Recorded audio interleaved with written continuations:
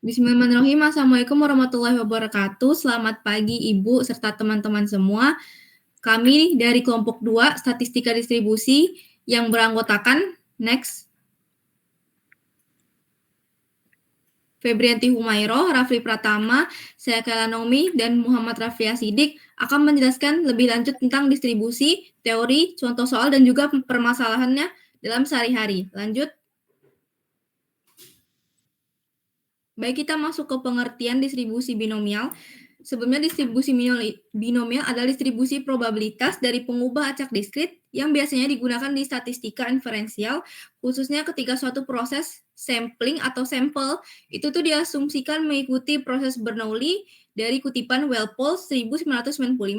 Distribusi binomial ini berasal dari percobaan binomial, yaitu suatu proses dari metode Bernoulli yang diulang sebanyak beberapa kali atau N secara independen. Dalam konteks ini dikenal pula istilah variabel acak diskrit binomial, yaitu sebuah variabel yang diperoleh dari hasil percobaan binomial tersebut. Lanjut.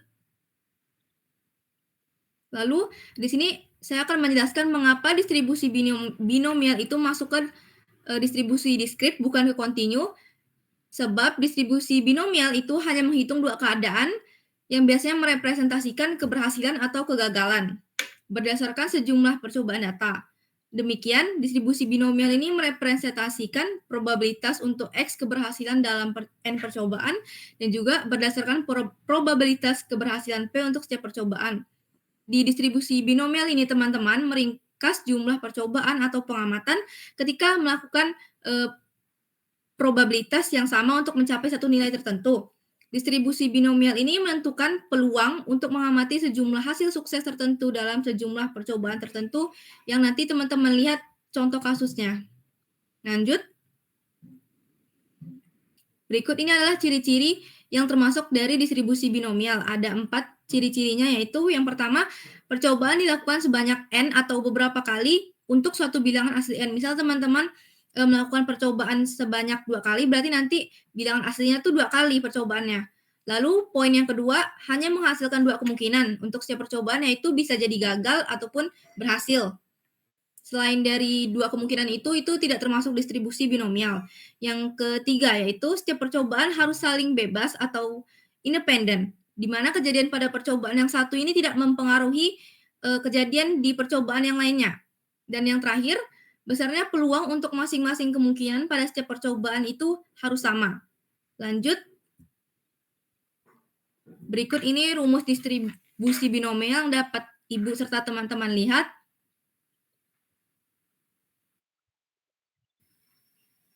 Lanjut. Selanjutnya saya serahkan kepada teman-teman saya. Baiklah, teman-teman, kita akan langsung masuk ke contoh soal. Untuk soal pertama, yaitu sebuah koin dilempar 3 kali pelemparan. Tentukan peluang didapatnya 2 angka pada pelemparan tersebut. Next. Nah, di sini kita penyelesaian menggunakan distribusi binomial karena yang pertama yaitu jumlah percobaan tetap, yaitu sebanyak 3 kali. Nah, dari hasil pelemparan tersebut akan ada 2 kemungkinan hasil, yaitu angka yang kita sebut berhasil dan gambar jika gagal. Peluang sukses tetap yaitu 1/2 pada setiap pelemparan. Nah, setiap percobaan bersifat independen ataupun tidak saling mempengaruhi. Untuk parameternya, N yaitu sama dengan 3 ataupun 3 kali jumlah pelemparan. P 1/2 untuk angka, peluang angka. Q sama dengan 1/2 untuk peluang gambar.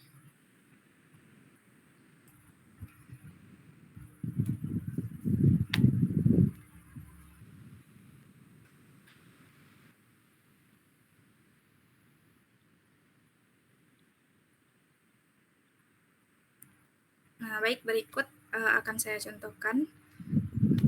Pertama, kita akan menulis rumus terlebih dahulu.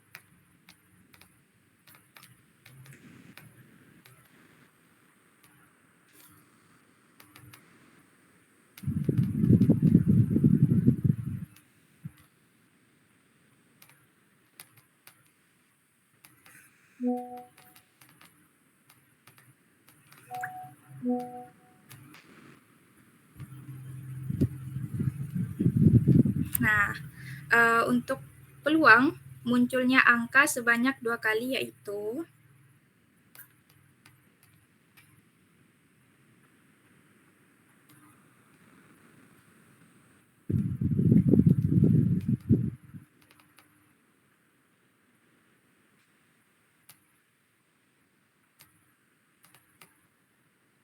N, jumlah pelemparan tadi sebanyak 3 kali, dan hasil yang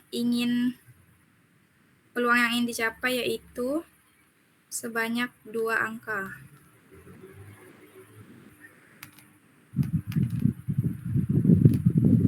Untuk peluang angka 1/2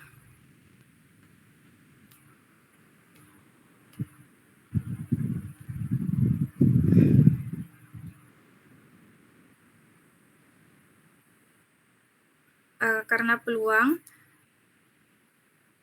jumlah pelemparan dikurang dengan peluang yang ingin dicapai, 3 dikurang 2 sama dengan 1.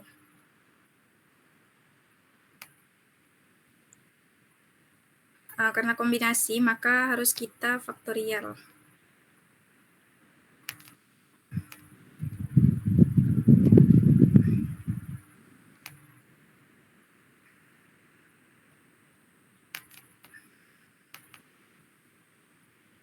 Langsung bisa dicoret saja teman-teman. Nah, hasil 1/2 dipangkat 2 yaitu 1/4 dan 1/2. Nah, dari hasil ini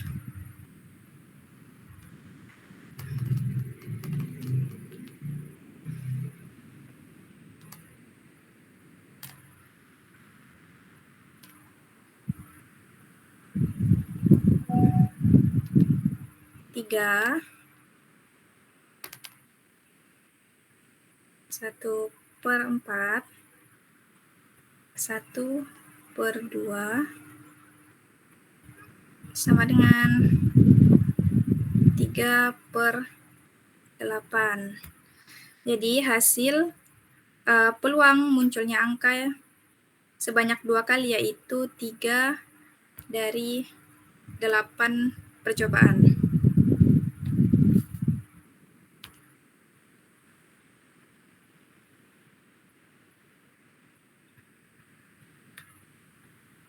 Nah, hasilnya dapat dilihat sebagai gambar untuk lebih jelasnya. Selanjutnya, untuk nomor 2 akan saya serahkan kepada rekan saya. Untuk soal nomor 2, kita ambil contoh kasus adalah pertama sebuah perusahaan lampu memproduksi lampu LED. Berdasarkan data kualitas, diketahui bahwa probabilitas sebuah lampu LED yang diproduksi cacat itu adalah sekitar 20%. Jika seorang pelanggan itu membeli 6 buah lampu LED dari perusahaan ini, berapa probabilitas bahwa tepat satu di antaranya adalah cacat? Nah, kita lanjut ke pembahasan. Pertama, soal ini diselesaikan pakai distribusi binomial karena yang pertama jumlah percobaannya tetap yaitu 6 lampu tadi. Terus ada dua kemungkinan yaitu lampunya cacat atau nggak cacat. Nah, di mana sini peluang suksesnya tadi itu yang cacat, sedangkan yang nggak sukses itu yang tidak cacat. Nah, agak aneh sih, cuman gitu. Probabilitas itu tetap pada setiap percobaan, yaitu tadi untuk 20% atau 0,2 itu peluang cacatnya dan 0,8 itu untuk peluang enggak cacatnya. Terus percobaannya itu bersifat independen atau tidak saling mempengaruhi. Nah, untuk parameternya itu n atau jumlah berapa kali percobaan itu ada 6. Terus eh, X-nya itu 1, itu yang peluang suksesnya itu yang cacat tadi itu 1.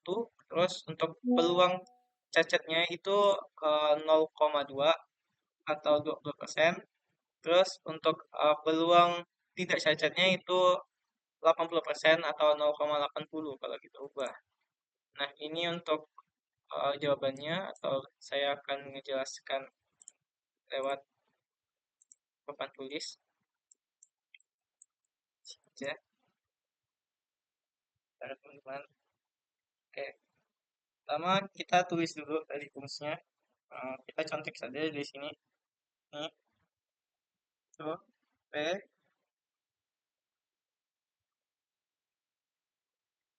ini X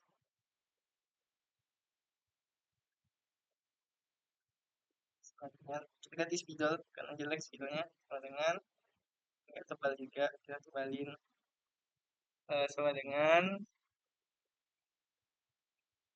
kombinasi X dari N, salah kebalik, N dari X sama dikali P pangkat X kali Q N min X.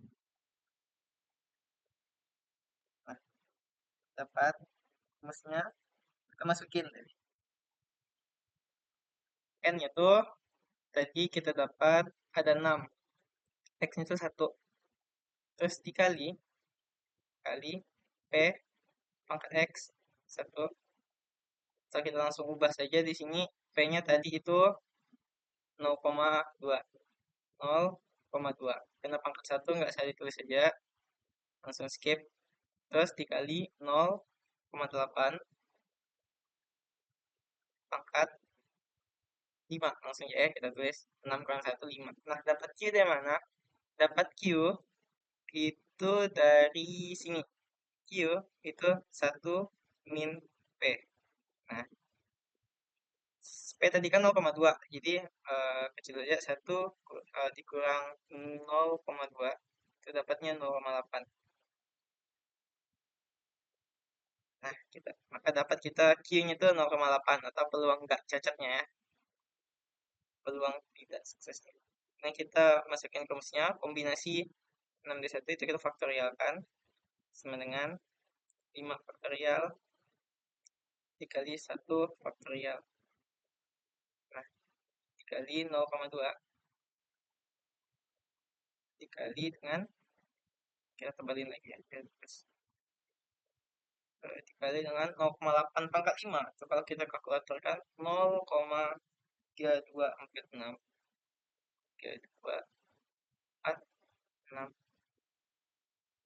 5. Nah, terus kita jabarkan lagi nih yang ini.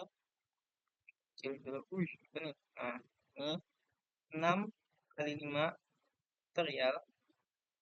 5 faktorial. Satunya bang, nggak usah tulis lagi karena nggak bakal dipakai.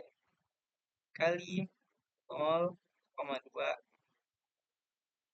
kali dengan 0,32465. Oke. Kita dapat hasilnya 0,3932393216. Atau kalau kita balikin ke persen tadi, jadi 39,32%. Lumayan banyak kan cacatnya. Oke. Sekian. Kalau kita lihat lagi, ini dia yang lebih rapi. Nah, sesuai ya teman-teman. Nah, untuk selanjutnya ada contoh kasus, bakal saya serahkan ke teman saya yang selanjutnya. Oke, silakan.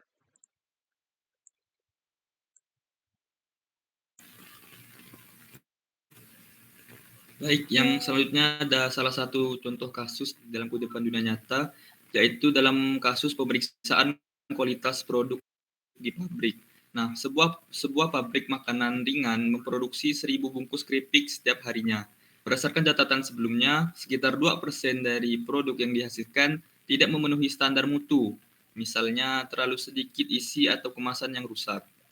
Nah, supervisor di bagian kontrol kualitas ingin mengetahui berapa banyak produk cacat yang mungkin ditemukan jika ia secara acak memeriksa 50 bungkus keripik setiap hari, dengan peluang suatu bungkus keripik cacat adalah 0,02.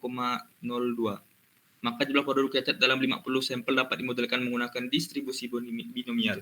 Nah, mengapa pada kasus ini menggunakan distribusi binomial? Yaitu karena setiap bungkus bisa dikatakan cacat atau tidak, ya ada dua kemungkinan. Nah, peluang cacat tetap dan setiap pemeriksaan bersifat independen dari yang lain.